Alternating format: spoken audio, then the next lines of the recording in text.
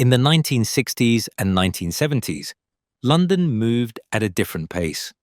It was a city shaped by routine, community, and a quiet sense of certainty about the future. Life was not easy, but it was predictable, and for many, that predictability meant stability.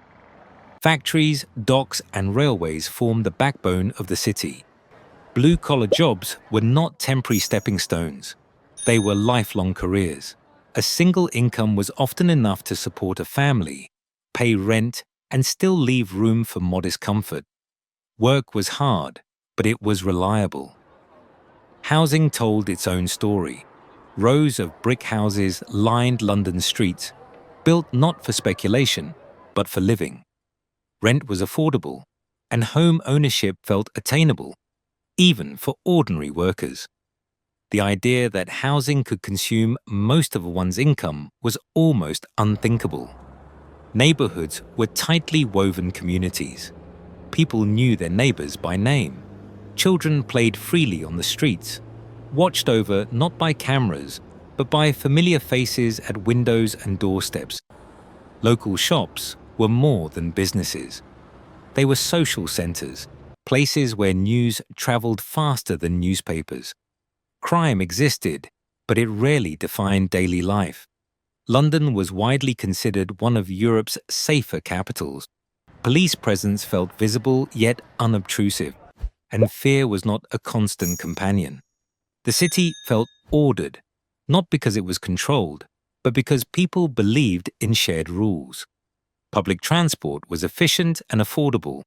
The underground was already an essential artery, connecting workers to jobs, families to each other, and neighborhoods to the heart of the city. Long commutes existed, but they did not drain lives the way they do today. Culturally, London was alive in a different way. Music, fashion, and art were emerging organically from working-class neighborhoods. The city did not yet market its culture, it lived it. Creativity felt accessible, not exclusive. There was also a strong sense of upward mobility. Education, vocational training, and stable employment offered clear paths forward. The future felt open, even if progress was slow. People believed that life would gradually improve, not suddenly collapse under pressure. Immigration was present, but the scale was manageable, and integration happened over time. Communities changed, but not overnight.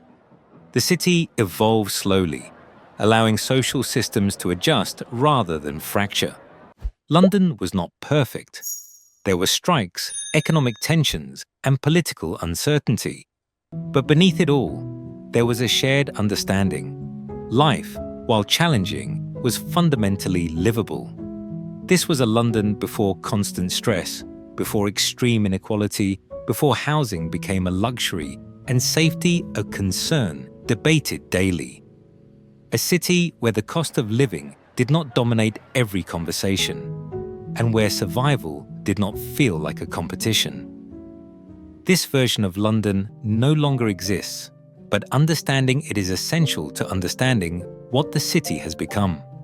Because to understand today's London, we must first remember the London that once was. But that London is gone. The rhythm changed, slowly at first, then all at once. Today's London is louder, faster, and far more expensive. The city did not simply evolve, it accelerated beyond the people who built it. What was once a place to live has become a place to survive. Housing tells the clearest story. Rent prices have surged to historic highs.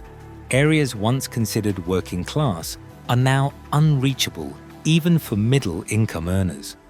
Home ownership, once a milestone, has turned into a distant fantasy for an entire generation. A one-bedroom apartment now costs more than a full family home did decades ago. People don't choose where they live, they negotiate with what they can afford. Space has shrunk, stability has vanished. The cost of living extends far beyond housing. Food prices, transportation, and basic services rise faster than wages. Many Londoners are working more hours than ever, yet feeling poorer with each passing year. Survival has replaced comfort as the primary goal. And with pressure comes tension. Crime has become a daily conversation. Knife crime, theft, and violent incidents dominate headlines and social media feeds. Certain neighborhoods are now defined by statistics rather than stories. Fear, once occasional, has become routine. The police are more visible, yet trust feels thinner. Surveillance cameras watch every corner, but safety still feels uncertain. Security has become reactive rather than preventative. The city is also more divided. Wealth and poverty coexist on the same street, separated by doors, buildings, and invisible boundaries. Luxury apartments rise beside struggling households. London has become a city of contrasts, extreme and unforgiving. Public transport remains efficient, but no longer affordable for all. Commuting drains time, energy, and income. The daily journey feels less like connection and more like endurance. Yet people keep London still attracts millions for opportunity, culture, and status. But for many who arrive, the dream fades quickly. The city offers possibility, but demands sacrifice. This is modern London, a global capital, rich in image, poor in relief. A city admired from afar, endured up close. The question is no longer whether London has changed. The question is, who is London still for?